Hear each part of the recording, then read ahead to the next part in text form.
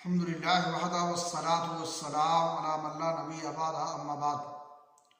اسلامی بھائیوں، اسلام نے لوگوں کی ضرورت اور ان کی طبیعت کا لحاظ رکھا ہے، اس لیے عبادتوں میں آسانی رکھی ہے۔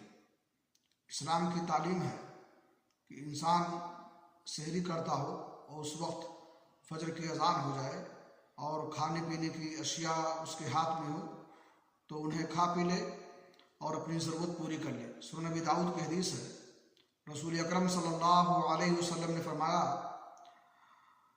اذا سمع احدکم النداء والاناء على يده فلا يدعه حتى يقضي حاجته منه، کہ تم میں سے کوئی شخص جب اذان فجر سنے اور وہ سحری کر رہا ہو، کھا پی رہا ہو، تو اپنی ضرورت پوری کیے بغیر برتن کو نہ رکھے، یعنی وہ کھا پی لے، اور اس کی گنجائش ہے اور جواز ہے۔